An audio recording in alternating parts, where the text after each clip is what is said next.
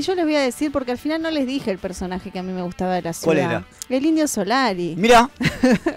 El Indio Solari, que todavía no lo dijo nadie, pero por eso tenemos acá a Jorge Ocaña, Tati para los amigos, que presenta el libro Los pasajeros del rey Patricio. Esto es el lunes en el Malvinas. ¿Cómo estás, Tati? Buenas tardes para todos, un saludo a los oyentes. Así es, el lunes 29 a las 20 horas en el Centro Cultural Islas Malvinas vamos a estar presentando este libro, que es una investigación periodística que de alguna manera profundiza en los orígenes, el nacimiento, en la gestación de lo que para mí fue no solo la banda, sino el movimiento cultural más importante y más grande y más popular de la historia del rock nacional, ¿no? ¿Son todos platenses los Redondos? ¿O solamente el Indio y Sky? No, el Indio no es platense. El Indio nació en Entre Ríos. Claro, mirá qué bueno. no es platense, pero bueno, hablábamos de personajes o que se formaron Sí. acá, o bueno. ¿Y después el resto que de los nacieron. Redondos?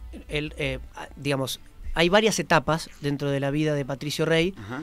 Tiene una primera etapa que es donde se soporta el libro, que digamos es de fines de la década del 70, principios de la década del 80, que es la etapa animista, la prehistoria ricotera, que es de lo que habla el libro, que sí tiene personajes mayormente platenses. Una vez que ellos graban el primer disco, en el año 84, que es Gulp, solamente de la formación original quedan el Indio Solari, Sky Bailinson como representantes platenses, y después ya son todos músicos de Capital, Semilla Bucciarelli, Willy Crook, el Piojo Ábalos, son todos músicos que ellos fueron contratando de Capital. Tati, ¿cómo arrancaste con esta investigación? Bueno, yo tenía 24 años, hoy tengo 32, 8 años atrás, la Facultad de Periodismo en ese entonces me había encomendado una especie de práctica radiofónica. Y a nosotros nos tocó con mi grupo una radio en Villa Elisa, FM La Verde, Sí. que tenía, que la sigue teniendo Carlos Mariño. Sí. Bueno, yo, por supuesto, no tenía ni idea quién era en ese entonces. Y bueno, de joven, uno, por supuesto, fanático de Los Redondos, escuchando, obviamente, siempre entre corte y corte, los temas de Patricio Rey. Carlos en un momento me pregunta, digamos, ¿por qué siempre Los Redondos? ¿No tenés otra cosa para poner? Digo, no, Carlos, a mí realmente me gustan Los Redondos. Bueno, algún día Es te que voy a uno, contar, me vamos dice. a explicar, ¿no? Que en las prácticas de la facultad aprovecha para hacer todo lo que le gusta. Entonces tenés una ansiedad tan grande que ahí pones la música que te claro, gusta, exactamente. hablas del libro que te gusta, recomendás la película que te gusta. Esto es un Importa desastre nada. porque al final Entonces me decía, pero ¿por muestra qué, todo lo de uno nada más. ¿por qué no te haces un programa de Los Redondos si te gusta tanto? Claro. Y ahí me empezó a contar, medio entre risas, que él había participado, que él había organizado los primeros espectáculos, los famosos Lozanazos, que quedaron en la historia, los legendarios primeros recitales de Los Redondos en La Plata. Bueno, a partir de ahí... Pará, te encontraste con ese tipo, vos ya estabas marcado. ¿Pero quién se encuentra con ese tipo? La verdad nunca me lo puse a pensar, pero puede ser, sí. Y sí. Y eso fue como una especie de disparador allá en el año 2004 hacia esta investigación que terminó generando, bueno, viajes al exterior, recorridos por todas las provincias buscando aquellos personajes que eran de La Plata y que habían terminado por diferentes razones en otros lados del país. Y ahí empezamos con el recorrido del libro. ¿Con quién te encontraste así llamativo? Obviamente no cuentes lo que te dijeron porque tenemos que comprar el libro, pero contanos quiénes son esos personajes. Bueno, el libro tiene dos partes, una parte, digamos, principal, la primera parte, en donde hablan personajes todos directos que han sido ex músicos o vinculados de forma directa con la banda. Por ejemplo, el capítulo 1 lo tiene Carlos Mariño, que es un poquito el disparador de lo que fue esta investigación, como dije recién. Y el segundo capítulo, que es para mí uno de los mejores y es trascendental, es el de Sergio Martínez, el Mufercho, que poco conoce la filosofía ricotera acerca de lo que fue él para la banda y para la historia y para la filosofía Patricio Rey. ¿Qué hacía? Él era digamos, una especie de maestro de ceremonias, presentador, un hombre muy vinculado a la filosofía, un hombre muy inteligente, que de alguna manera Los Redondos no nacen solo como una banda de rock and roll, sino que era una especie de happening, de colectivo de trabajo multiartístico, Sí. en donde desfilaban bailarinas y diferentes tipos de arte, en donde también se apoyaba el rock and roll, pero no era solo rock and roll. Había espacio para un montón de intelectuales, en una época donde la sociedad era mucho más pacata que ahora, en donde estábamos en plena dictadura militar. Bueno, pero con mucha influencia de las vanguardias, ¿no? digamos, bueno, ellos están muy nutridos por la Cofradía de la Flor Solar, que fue un movimiento hippie, y por la Casa de la Luna, que fue un movimiento, fueron dos movimientos hippies acá en La Plata muy fuertes, y ellos un poco son una especie de desprendimiento de alguna manera de esas dos vertientes, en donde ellos dejaban liberar todas las expresiones de cultura y de contracultura también, en una etapa tan dura para nuestro país, ¿no? Que terminó desembocando y explotando, digamos, a principios de la década del 80, como una de las bandas que el país las va a recordar como una de las más populares y más legendarias. Tati, ¿con qué te encontraste una vez que hiciste el libro? Hablábamos recién fuera del aire, ¿no? Algo que investigaste, que fue un placer y un gusto personal, y que de repente, qué sé yo, nos levantamos del domingo, tenías dedicado un montón de páginas al libro, Víctor Hugo también hablando. ¿Qué pensás de eso, de la repercusión que tuvo? Sí, la verdad que el libro tuvo una repercusión que yo no pensaba que íbamos a llegar tan lejos, porque uno sabe que el tema Patricio Rey es un tema instalado y es un tema muy popular, pero bueno, ya te digo, cuando yo empecé a escribir lo que hoy termina siendo un libro, no era la idea, y tampoco yo pensé que iba a ser de la forma que se dio, ni tanto tiempo, porque yo a los 24 años, saliendo de la adolescencia, quise contar otra historia, una historia un poco, digamos, más romántica de lo que era la banda más importante para mí, de la banda que había marcado para mí una etapa de mi vida, y me terminé encontrando con un montón de testimonios un tanto más oscuros y controversiales, y en un momento hasta se me presentó una contradicción de qué iba a hacer con todo esto, porque a mí también me había pasado que me había encariñado bastante con estas personas que me había tocado encontrar.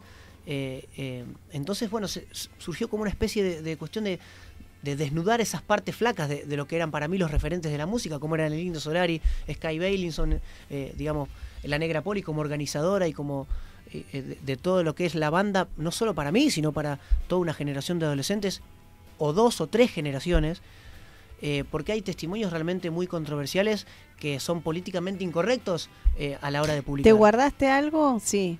Me guardé mucho, porque no por egoísmo, sino porque, digamos, hay mucha gente que se ha quedado muy mal, porque se ha sentido apartada de una manera injusta por los que, según ellos, se apropiaron de un proyecto que no era de 3, sino que era de mucha gente.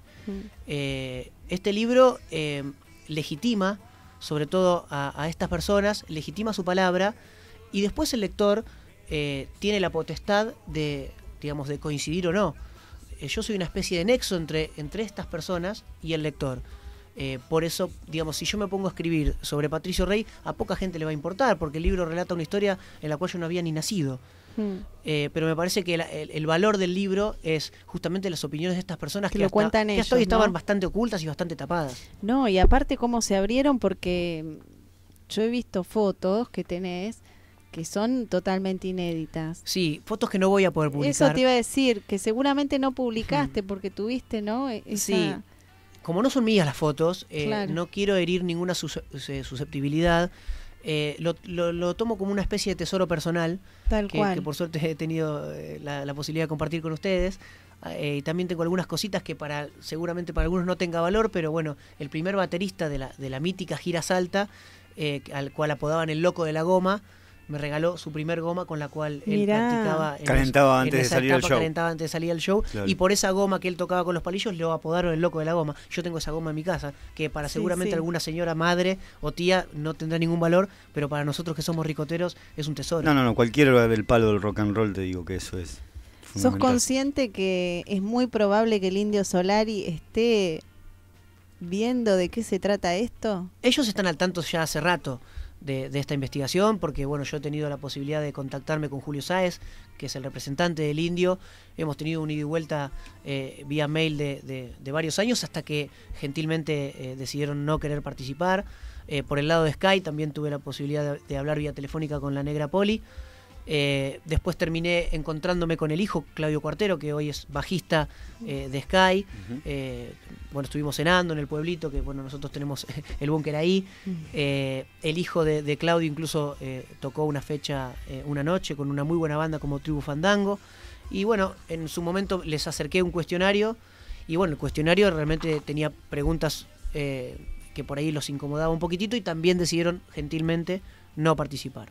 De todas maneras, yo valoro muchísimo no solo el esfuerzo de Claudio Cuartero por intentar hacer esta gestión, sino las charlas que yo he tenido con él, más allá de que tampoco participa de manera directa en el libro, digamos, es una fuente directa, siendo quien es, ¿no? El hijo de la negra, sabe desde adentro. A eso voy. Por ahí hay cosas que ellos no te quieren contar, pero lo que está en el libro es directo, bajado de los integrantes, entonces eso es fundamental. Hay muchísima gente que piensa que los primeros bateristas fueron Walter Sidotti, el Piojo Ábalos, y el libro habla de 4 bateristas distintos anteriores a ellos. El bajista de Los Redondos para todo el mundo es y será Semilla Bucciarelli, y Néstor Madrid y Fenton fueron bajistas muchísimo antes que él. Claro. Entonces hay muchísimos personajes que la gente está bueno que pueda llegar a conocer. ¿Por qué elegiste esta etapa?